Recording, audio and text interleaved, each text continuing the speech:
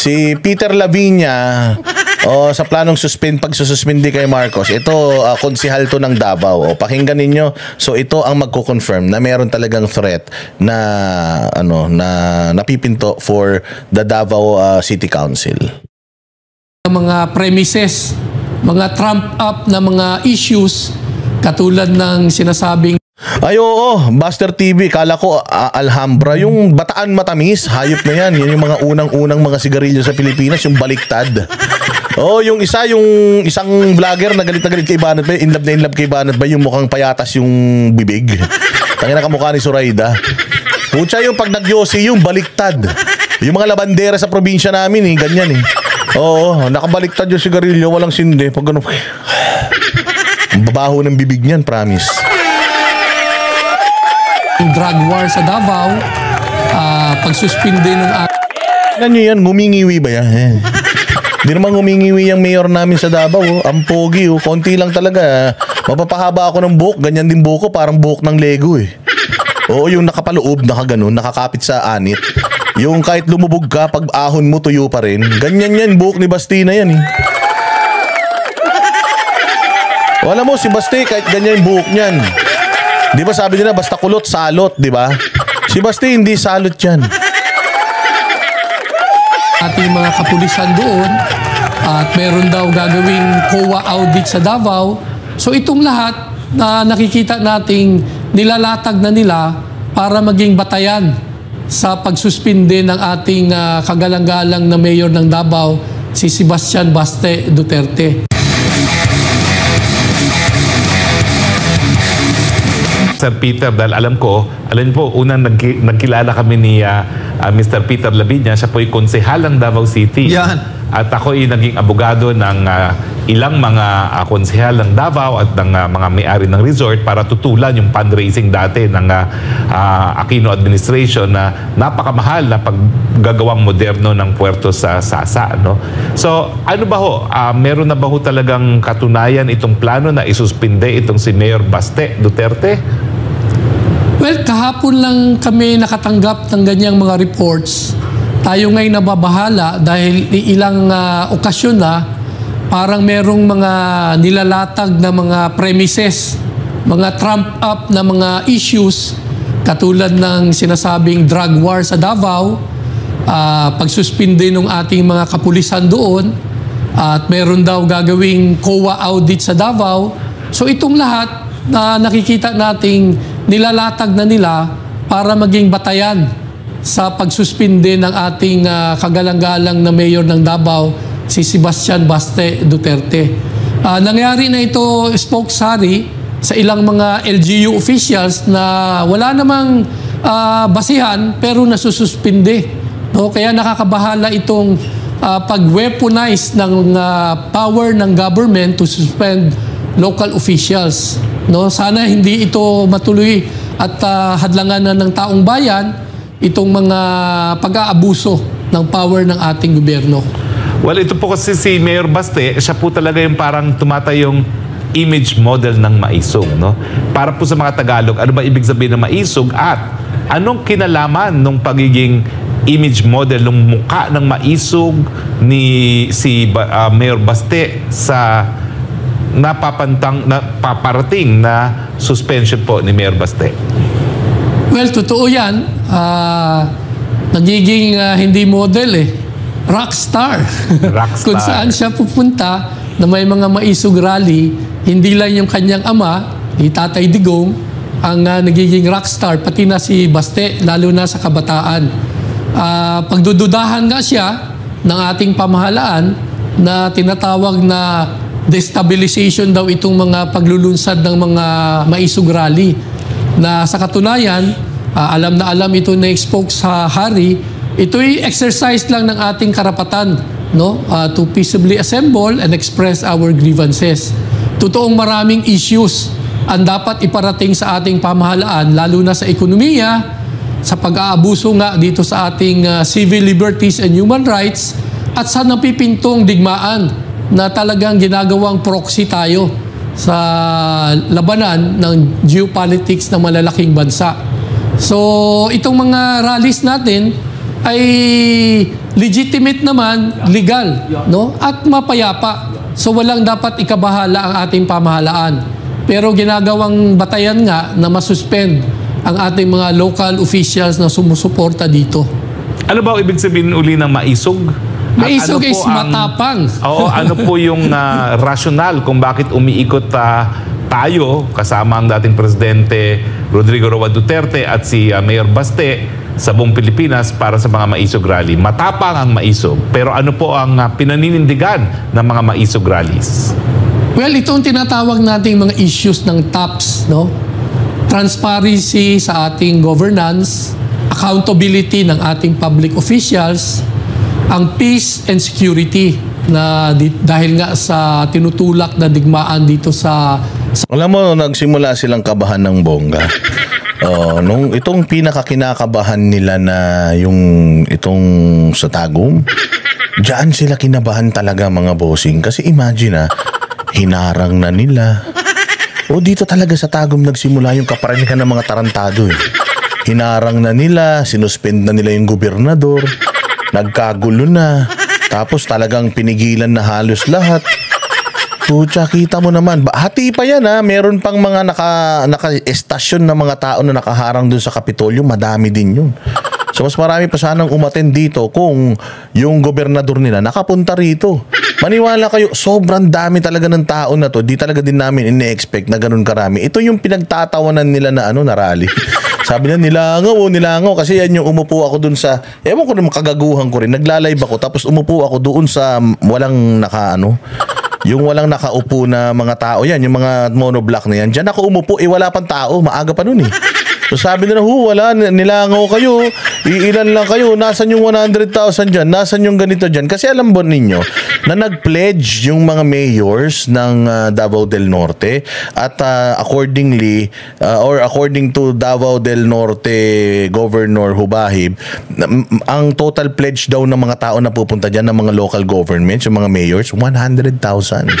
As in, ganun daw. Kaya lang, tinakot na daw yung mga mayors na iba. Pero yung mga iba, nag-deliver pa din. Pero yung iba, tinakot na daw. Kaya hindi daw sila nagpadala ng tao dyan. Tingnan mo kung gaano karami yung tao. Alam mo ba na dyan sa live ko na yan, yung mga tao, yung mga matatanda, inaakay nila papunta dyan. As in, talagang gusto ng mga tao na magpunta dyan, organic na organic. Pati yung mga IPs natin sa Mindanao, nandiyan dyan.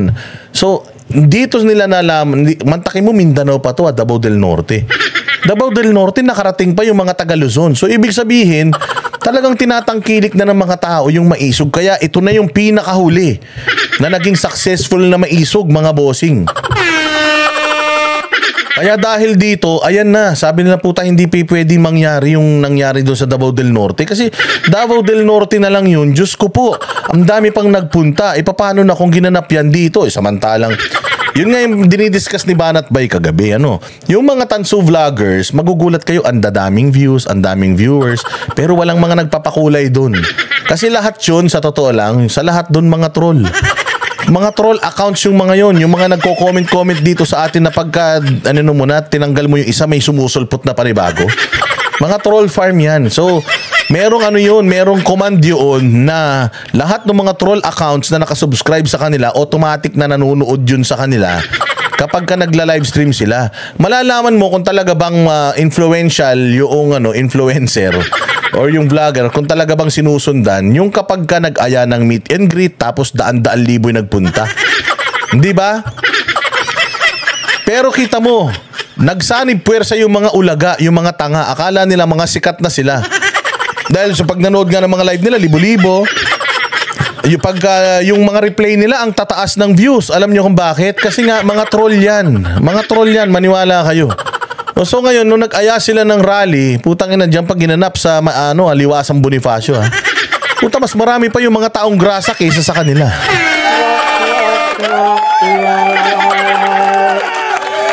Automatic yun. Alam nyo, ito pa yung iba. Maraming mga vloggers na nasa 400,000, 500,000 to 1 million yung mga followers. Tingnan mo, pag nag-live sila, ang nanonood 300. Ilan lang nanonood. Pero, tingnan nyo yung mga replay ng mga nila. Yung mga replay ng mga replay at saka yung mga upload nila. Ang daming views. Pero yung live stream nila, walang nanonood. Alam nyo kung bakit? O kasi merong mga vloggers na bumibili ng mga accounts. Halimbawa, ako para lumaki yung ano ko, lumaki yung channel ko, bibili ko ng mga 50,000 na accounts. Meron nag-aalok niyan. O sige, lahat ng mga ninja accounts ko, isusubscribe ko sa'yo, mga 50,000 yan. Yung mga hacker ganyan eh. Para lumaki yung followings mo. Kasi syempre, pag nakita ng kapag ka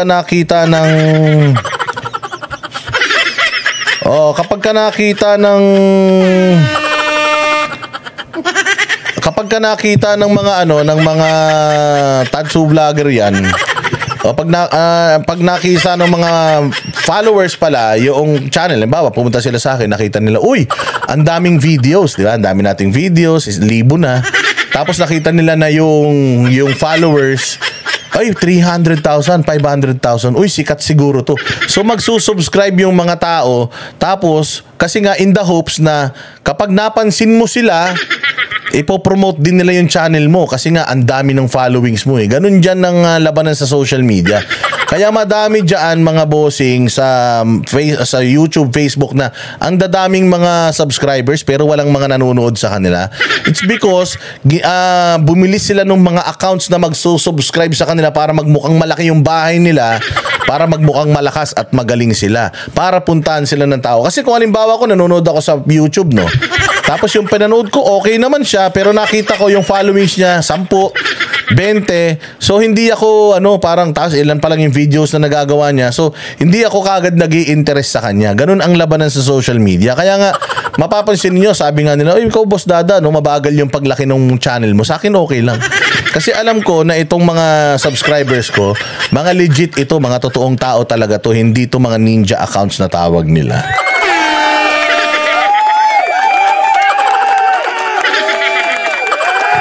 So ayan, dito nagsimula mga bossing yung pagkatakot nila sa mga Duterte. Dito yan nagsimula yung kaba nila sa maisog. Kaya never na magiging successful ng maisog. Pero wag ka, if there's a will, there's a way.